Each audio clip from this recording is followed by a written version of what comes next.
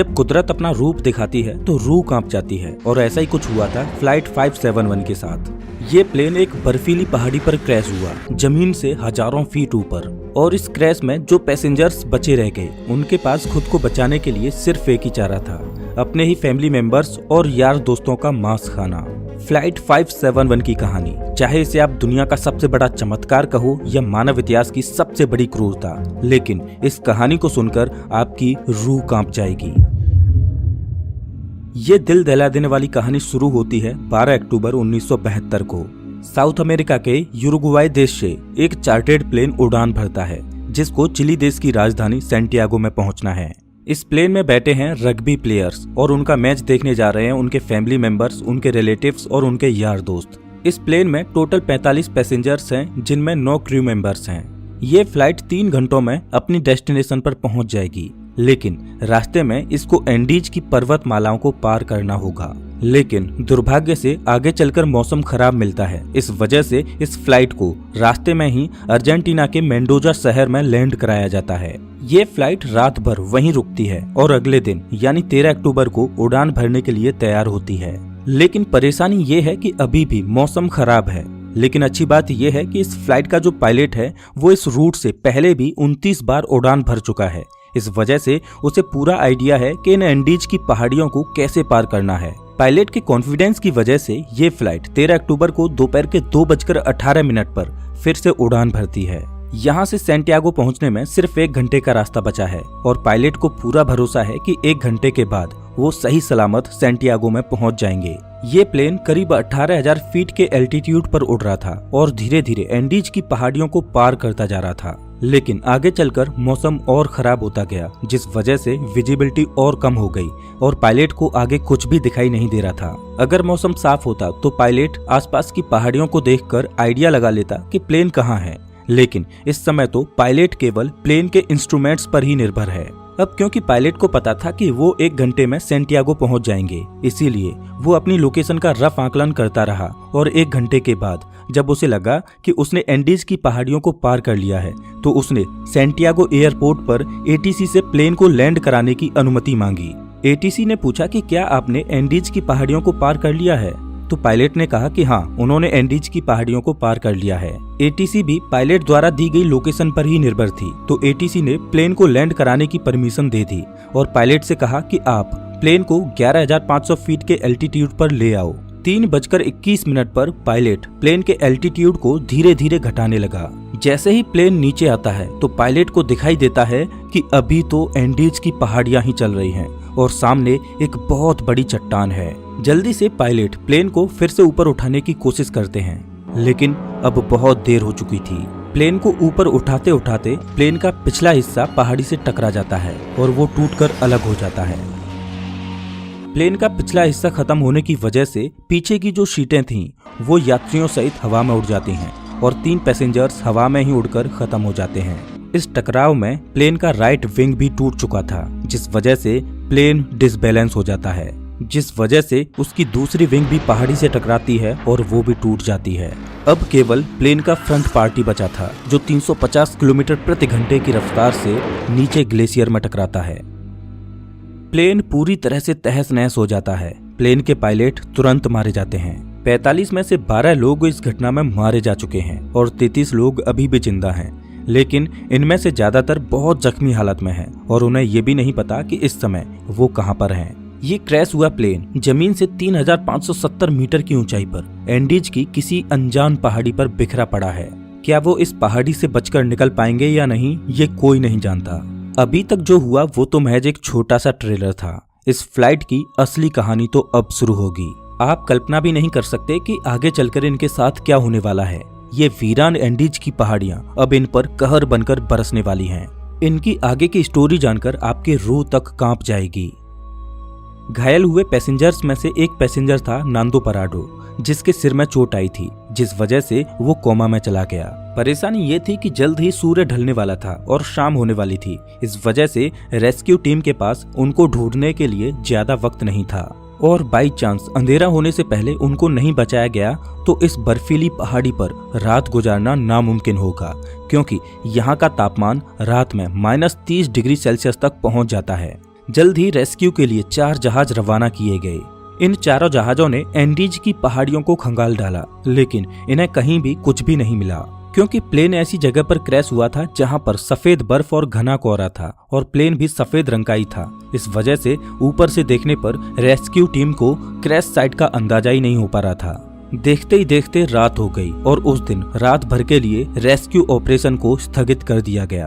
बचे हुए पैसेंजर्स को उम्मीद थी कि वो कैसे भी करके सिर्फ आज की रात काट लें, कल तो उन्हें कोई न कोई बचा ही लेगा। और उन्होंने क्रैश पड़े प्लेन में शेल्टर बनाया और रात गुजारी। ये रात इनके लिए बहुत भयानक थी, क्योंकि आज की रात इन्हें -30 डिग्री सेल्सियस में गुजारनी है। लेकिन इनके पास एक उम्मीद है कि कल इन्हें कोई न कोई ढूंढ लेगा और बचा लेगा। इस उम्मीद में ये इस रात को कैसे भी करके काट लेते हैं। लेकिन 5 लोग इस रात को नहीं झेल पाते और अब जिंदा बचे हुए लोगों की संख्या 33 से घटकर 28 रह जाती है। अगले दिन की सुबह 14 अक्टूबर को सर्च ऑपरेशन फिर से चालू किया जाता है और 11 जहाज इन्हें ढूंढने के लिए उड़ान भरते हैं। लेकिन परेशानी वही थी कि क्रैश हुआ प्लेन सफेद रंग की वजह से बर्फीली पहाड़ियों में नजर ही नहीं आ रहा था। बचाव दल के जहाज सर्वाइवर्स के ऊपर से उड़कर जा रहे थे, लेकिन उन्हें वो नीचे नजर ही नहीं आ रहे थे। इस वजह से सर्वाइवर्स ने बचाव दल को सिग्नल देने के लिए प्लेन के ऊपर लिपस्टिक से SOS लिखने की कोशिश की, लेकिन उन्हें रियलाइज हुआ कि इतना बड़ा SOS लिखने के लिए लिपस्टिक काफी नहीं थी। इस वजह से उन्होंने अपने सूटकेसेज से बर्फ पर एक बड़ा सा क्रॉस बना दिया ताकि वो आसमान से बचाव दल को साफ साफ दिखाई दे सके। उस दिन इनके ऊपर से 3 हवाई जहाज निकल कर गए, लेकिन अफसोस कि किसी ने भी इनको नोटिस नहीं किया और ये दिन भी गुजर जाता है। अगला दिन यानी 15 अक्टूबर, उस दिन भी कुछ ऐसा ही हाल रहता है, लेकिन बचाव दल इन्हें ढूंढने में असमर्थ रहता है। अब इन सर्वाइवर्स को समझ आ चुका था कि ये बहुत बुरे फंस चुके हैं। मदद कब तक आएगी ये कहा नहीं जा सकता। इस वजह से वो प्लेन में मौजूद चीजों से सर्वाइवल की तकनीक बनाने लगे। धूप में बर्फ को पिघलाकर वो बूंद बूंद करके पानी की व्यवस्था तो कर ले रहे थे, लेकिन खाने के लिए उनके पास ज्यादा कोई ऑप्शन नहीं थे। क्रैश के 3 दिन बाद यानी 16 अक्टूबर को नांदो पराडो कोमा से जाग उठता है और जैसे ही उसे होश आता है तो उसे पता चलता है कि इस क्रैश में उसकी मां खत्म हो चुकी है और उसकी 19 साल की बहन गंभीर रूप से घायल है। दिन प्रतिदिन गुजरता जा रहा है, मदद मिल नहीं पा रही। प्लेन में जो खाना था वो भी खत्म हो चुका है। सूरज की रोशनी बर्फ से रिफ्लेक्ट होकर इनकी आंखों को डैमेज कर रही है। भूख, प्यास और असहनीय ठंडी को सहते सहते अब इन्हें इस पहाड़ी पर 8 दिन गुजर चुके थे। रेस्क्यू प्लेन आते और इनके ऊपर से निकल जाते। क्रैश के 8 दिन बाद नांदो पराडो की बहन भी जीवन की लड़ाई को हार जाती है और अपना दम तोड़ देती है। और उधर 8 दिनों के बाद सर्च अभियान को रोक दिया जाता है, क्योंकि अक्टूबर के महीने में वहां पर बहुत ज्यादा बर्फ पड़ती है। इस वजह से सर्च अभियान को 2 महीनों के लिए स्थगित कर दिया जाता है। ऑफिशियल्स को ये लगा कि इन 8 दिनों में सारे यात्री मारे जा चुके होंगे। इस वजह से उनकी मुर्दा बॉडीज को 2 महीने के बाद खोजकर उनके घर वालों को भिजवा दिया जाएगा। इधर सर्वाइवर्स को प्लेन के मलबे में एक रेडियो मिला। जब सर्वाइवर्स ने रेडियो को ऑन किया तो उसमें उन्हीं की न्यूज ब्रॉडकास्ट हो रही थी कि फ्लाइट 571 के सर्च ऑपरेशन को अब बंद कर दिया गया है। इस न्यूज ने सर्वाइवर्स के होश उड़ा दिए। अभी तक तो उनको अपने खोजे जाने की एक उम्मीद थी, लेकिन वो अब रेडियो पर अपने ही मरने की खबर सुन रहे थे। अपने खोजे जाने की एक उम्मीद की किरण थी, वो भी टूट चुकी है। अब उनको पता है कि यहाँ पर मौत निश्चित है। अब या तो परिस्थितियों को अपने ऊपर हावी होने दो या उनका डटकर सामना करो। उन्होंने प्लेन की सीटों को फाड़कर उसकी रुई को अपने कपड़ों में भरकर ठंड से बचने की कोशिश की। सीट कवर्स को पैरों में लपेटकर बर्फ में चलने के लिए जूते बनाए। सबसे बड़ी दिक्कत खाने की थी। अब जिंदा रहने के लिए इनके पास सिर्फ एक ही ऑप्शन था, वो करना जो इतिहास में कभी भी किसी ने नहीं किया, जिसके बारे में सोचकर ही रूह कांप जाए। इन्होंने बर्फ में पड़ी अपने फैमिली मेंबर्स, रिलेटिव्स और जिनके साथ वो कभी खेले कूदे उन यार दोस्तों की मुर्दा बॉडीज को खाने का फैसला किया। हालांकि ये फैसला लेना उनके लिए बिल्कुल भी आसान नहीं था। एक एक करके दिन गुजरता जा रहा था। इनके पास खुद को बचाने के लिए कोई भी प्लान नहीं था। वो रात को ठंड से बचने के लिए टूटे पड़े प्लेन के अंदर ही सोते।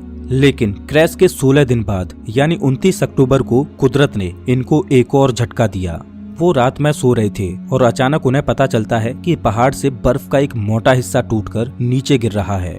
ये एवलांच इतनी जोर से आया कि भारी मात्रा में मौजूद बर्फ ने उनके टूटे प्लेन को अपनी चपेट में ले लिया। उनका प्लेन बर्फ के नीचे दब चुका था और प्लेन के अंदर भी बर्फ घुस चुकी थी, जिस वजह से उनके लिए ऑक्सीजन की कमी हो गई और दम घुटने की वजह से 8 और लोग अपनी दम तोड़ देते हैं और अब केवल 19 लोग ही जिंदा बचे हैं, लेकिन वो भी बर्फ के नीचे दबे हैं। इस बर्फ से बाहर निकलने में इन लोगों को 3 दिनों का समय लग जाता है। अब इन्हें रियलाइज हो जाता है कि यहाँ रहेंगे तो एक एक करके सब लोग मारे जाएंगे। इससे अच्छा है कि इस पहाड़ी से बाहर निकलकर मदद ढूंढने की कोशिश की जाए। उन लोगों में ज्यादातर सभी जख्मी हालत में थे, इस वजह से वो इस पहाड़ी को पार करने में सक्षम नहीं थे। लेकिन 3 लोग ऐसे थे जो कम चोटिल थे, इस वजह से उन तीनों ने इस पहाड़ी से बाहर निकलकर मदद लाने का फैसला किया। उन्होंने रास्ते के लिए मांस के टुकड़े अपने साथ लिए और उनको ठंड से बचने के लिए सबसे मोटे कपड़े दिए गए। और क्रैश के 33 दिनों के बाद यानी 15 नवंबर को ये तीनों लोग मदद ढूंढने के लिए निकल पड़ते हैं। चलते चलते इनको शाम होने लगती है, तभी इनकी नजर प्लेन के दूसरे टूटे हुए हिस्से पर पड़ती है। प्लेन का जो पिछला हिस्सा टूटकर अलग हो गया था, उन्हें वो दिखाई देता है। जब वो उस मलबे के पास जाते हैं तो उन्हें उसमें खाने के लिए बहुत कुछ मिलता है। आज की रात उन्होंने इसी में गुजारने का फैसला किया। पिछले कुछ दिनों में आज की ये रात उनके लिए अच्छी रही। प्लेन के उस पिछले भाग में उन्हें एक बैटरी मिली। उन्होंने सोचा क्यों ना इस बैटरी को प्लेन के मेन बॉडी के पास ले जाया जाए और उसमें लगी कम्युनिकेशन डिवाइस को चालू करके मदद बुलाई जाए। लेकिन बैटरी का वजन 25 किलोग्राम था। इतनी भारी बैटरी को इतनी कमजोर हालत में क्रैश साइट पर ले जाना संभव नहीं था। फिर उन्होंने सोचा कि प्लेन की मेन बॉडी से उस कम्युनिकेशन डिवाइस को ही निकाल कर इस बैटरी के पास लाया जाए और उसे चालू किया जाए, जिसकी मदद से वो बचाव दल को बुला सकें। कुछ दिनों तक इन्होंने इसे चालू करने की कोशिश की, लेकिन इन्हें सफलता नहीं मिली और क्रैश के 59 दिनों बाद यानी 11 दिसंबर को एक और एवलांच आता है, जिसमें 3 और सर्वाइवर्स मारे जाते हैं, जिसके बाद जिंदा बचे लोगों की संख्या केवल 16 रह जाती है। और अब ये तीनों नौजवान कैनेसा, पराडो और विजिंटेन बिना किसी गियर के ग्लेशियर पर चढ़ाई करने के लिए निकल पड़ते हैं। ये तीनों पश्चिम दिशा की ओर चलते चले जाते हैं, लेकिन ये बिल्कुल भी नहीं जानते कि जिस दिशा में ये जा रहे हैं उसमें कोई इंसानी बस्ती इन्हें मिल पाएगी या नहीं। उनको बस ये लग रहा था कि उनको इस सामने वाली पहाड़ी को पार करना है और उन्हें मदद मिल जाएगी, और उन्हें उम्मीद थी कि वो 3 दिनों में इस पहाड़ी को पार कर लेंगे। इसीलिए उन्होंने अपने साथ में सिर्फ 3 दिनों के लिए ही मीट की सप्लाई रखी। इन्होंने धागे से सिलकर एक स्लीपिंग बैग बनाया था, तो ये दिन भर बिना किसी गियर के पहाड़ पर चढ़ते और रात में एक ही स्लीपिंग बैग में तीनों चिपक कर सोते। खुले में बिना किसी सुविधा के -30 डिग्री सेल्सियस में रात गुजारना कोई आसान बात नहीं थी। चलते चलते इन्हें चौथे दिन की सुबह हो चुकी थी, लेकिन अच्छी बात ये थी कि वो अब उस पहाड़ी की चोटी पर पहुंच चुके थे। जैसे ही ये पहाड़ की चोटी पर पहुंचे तो इनके पैरों तले जमीन निकल गई, क्योंकि पहाड़ पर चढ़कर इन्हें पता चला कि वो इतने दिनों से जिस दिशा में चल रहे थे वो गलत दिशा थी। आगे रास्ता खत्म ही नहीं होता। अब क्योंकि उनके पास खाने की सप्लाई बहुत कम थी, इस वजह से उन्होंने फैसला किया कि उनमें से एक बंदा क्रैश साइट पर वापस चला जाएगा और 2 लोग आगे जाएंगे। इस वजह से विजिंटन वापस लौट जाता है और पराडो और कनेसा आगे बढ़ते रहते हैं। उस पहाड़ की चोटी पर चढ़ने के बाद इनको सही रास्ते का अनुमान हो जाता है और ये दोनों कई दिनों तक आगे बढ़ते रहते हैं और कुछ दिनों के बाद इन्हें नदी की एक छोटी सी धारा मिलती है। वो उस धारा के साथ साथ नीचे चलते रहते हैं और लगातार 9 दिनों तक चलने के बाद 20 दिसंबर को नदी के दूसरे किनारे पर इन्हें 3 लोग दिखाई देते हैं। ये चलते चलते बहुत थक चुके थे। पिछले 9 दिनों में इन्होंने पहाड़ पर 61 किलोमीटर की हाइकिंग की थी और अब मंजिल इनके सामने थी। इन्होंने उनसे मदद की गुहार लगाई, लेकिन वो लोग टुमारो बोलकर चले गए। उस दिन उन्हें कोई मदद नहीं मिल पाई, लेकिन अगले ही दिन वो विलेजर फिर से वापस आया और एक पत्थर में कागज और पेन लपेटकर नदी के दूसरे किनारे पर फेंका। नांदो पराडो ने पेन और कागज को उठाकर जो भी घटना घटी थी उसके बारे में सब कुछ लिख दिया। जब उस विलेजर ने उस पेपर को पढ़ा तो वो सब कुछ समझ गया, क्योंकि उसे पता था कि इन पहाड़ियों में कुछ दिन पहले प्लेन क्रैश हुआ था और उस एरिया में भी पूछताछ के लिए लोग आए थे। लेकिन वो हैरान था कि ये लोग अभी तक जिंदा कैसे बचे हैं। वो विलेजर जल्द से जल्द शहर गया और आर्मी कमांड के साथ इस इन्फॉर्मेशन को साझा किया और जल्द ही चिली की एयरफोर्स इन्हें रेस्क्यू करने के लिए पहुंचती है। आर्मी ऑफिसर्स पराडो और कनेसा को हेलीकॉप्टर में बिठाकर क्रैश साइट पर पहुंचते हैं और 22 दिसंबर 1972 को क्रैश के 70 दिनों के बाद बचे हुए सर्वाइवर्स को रेस्क्यू किया जाता है। इन लोगों की हालत बहुत ज्यादा खराब थी। इस क्रैश के बाद टोटल 16 लोग ही सर्वाइव कर पाते हैं। इनकी ये कहानी सच में दिल दहला देने वाली कहानी थी। लेकिन इससे भी खतरनाक सर्वाइवल की कहानी है एक ऐसे व्यक्ति की जो 438 दिनों तक गहरे समुद्र में फंसा रहा। बीच पैसिफिक ओशियन में एक छोटी सी नाव उसका घर थी, खुला आसमान जिसके नीचे उसे दोपहर की तेज धूप और रात की ठंडी को सहना था। एक अकेला व्यक्ति वीरान समुद्र में 438 दिन यानी 14.5 महीनों तक अकेला मदद की आस लगाए भटकता रहा। इस व्यक्ति की सर्वाइवल की कहानी आपको सच में हैरान कर देगी। इस कहानी को आप स्क्रीन पर दिख रही इस वीडियो में देख सकते हो। मैं आपको वहीं मिलता हूँ।